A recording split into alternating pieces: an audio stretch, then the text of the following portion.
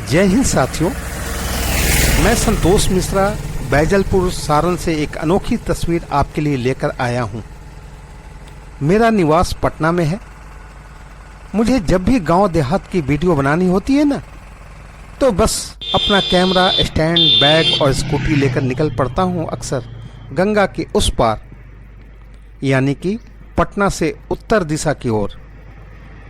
पटना से जयप्रकाश नारायण ब्रिज, जिसे शॉर्ट में जेपी पुल भी कहते हैं, पार करने भर की देर है। बस आप बिल्कुल ग्रामीण वातावरण में अपने आप को पाएंगे। इधर की एक खासियत है कि आपको घने और हरे पेड़ों का बगीचा या जंगल बहुतायत मिलेंगे। बात अभी सप्ताह भर पहले की ही है। मैं शाम के 4 बजे के आसपास बिहार के सारण जिला अंतर्गत एक गांव है बैजलपुर। यह पटना से महज 22-25 किलोमीटर की दूरी पर है। मैं किसी अच्छे दृश्य की तलाश में यूं ही भटक रहा था कि मुझे सड़क के किनारे एक नीलगाय बिल्कुल सड़क के नीचे कच्ची जमीन पर साथ साथ चलती दिखी। यह दृश्य मेरे लिए कोई नया नहीं था, क्योंकि मुझे अक्सर नीलगाय दिख ही जाती है। आपकी जानकारी के लिए बता दूं कि इस पूरे इलाके में खेतों और बगीचों में बड़ी संख्या में नीलगाय पाई जाती है। ग्रामीण चाहे कितने भी परेशान क्यों न हुए हों, इसे नुकसान नहीं पहुंचाते। हाँ, तो मैं कह रहा था कि वो नीलगाय वो मेरी ही ओर देख रही थी। अमूमन होता ये है कि ये इंसानों को देखकर तुरंत ही 9-2-11 हो जाते हैं, किंतु वो भागी नहीं, जैसे उसे मुझसे कोई खतरा ही ना हो। मैं आगे आधा 1 किलोमीटर और आगे बढ़ा और अपने कैमरे में दूसरे अन्य दृश्य रिकॉर्ड करता रहा। इस बीच मेरा कई बार सामना इस नीलगाय से होता रहा। मैंने 2-3 चीज़ें नोटिस की कि वो हर बार मेरी ओर देखती ही मिली। उसे मुझसे किसी चीज का डर उसकी आंखों में नहीं दिखी, जैसे वो इंसानों के साथ की अभ्यस्त हो। उसकी आंखें बड़ी ही प्यारी थी साथियों। उसकी आंखों में एक पुकार थी, जैसे वो मुझसे कुछ कहना चाहती हो। मैं अपनी स्कूटी को एक किनारे लगाकर अपने काम में फिर से लग गया। थोड़ी देर में मुझे प्यास लगी और मैंने अपने स्कूटी के डिक्की से पानी की बोतल निकाली और 2-3 घूंट पिए। थोड़ी देर बाद मैंने देखा वो नीलगाय पास ही एक घर के पास खड़ी होकर मेरी ओर देख रही थी। मुझसे रहा न गया। मुझे लगा पता नहीं ये बेजुबान मुझसे क्या कहना चाह रही है।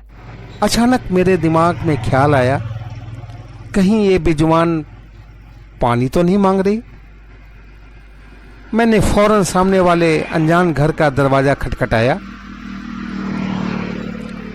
एक व्यक्ति बाहर आया। मैंने पूरी बात उनसे कहा।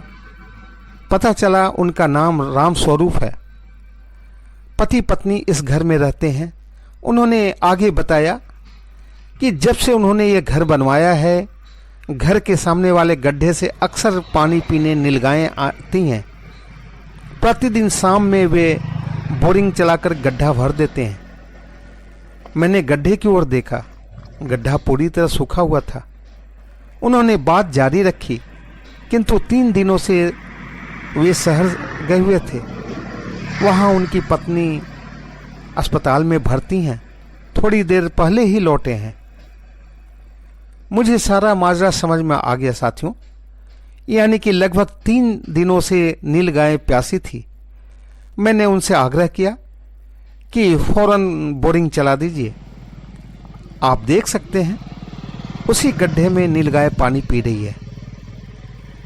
अगले दिन उधर से गुजरते हुए मैंने देखा राम स्वरूप जी के दरवाजे पर ताला लटक रहा है, किंतु बाहर गड्ढे के पास एक कटा हुआ ब्लू रंग का बड़ा ड्राम रखा हुआ था। और उसमें भरा हुआ था पानी। शायद वो अपनी बीमार पत्नी को देखने शहर गए हुए थे।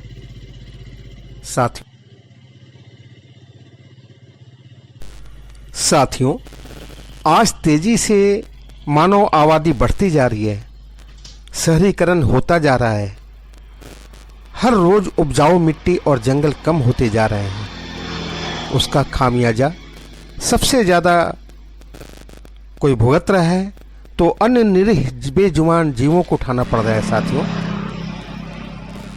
उन्हें खाने पीने और रहने की समस्या तो हो ही रही है। हर जगह मानव का आधिपत्य है, वो जाएं तो जाएं कहाँ। वो हमारे क्षेत्र में नहीं बल्कि हम उनके क्षेत्र में हर जगह घुस आए हैं। यही कारण है कि अधिकतर जीव विलुप्त होते जा रहे हैं। ये पृथ्वी सभी जीवों की है। आवश्यकता है हमें अन्य जीवों के साथ सामंजस्य बिठाकर चलने की।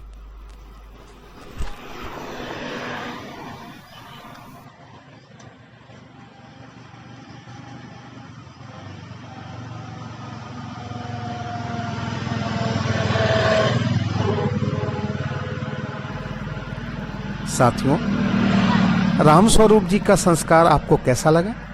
कमेंट करके बताइएगा। साथ ही आपने यदि हमारे चैनल डायरी ऑफ संस्कार को सब्सक्राइब नहीं किया है तो जल्दी से सब्सक्राइब कर लीजिए, ताकि हमारी वीडियो आप तक हमेशा पहुंचती रहे।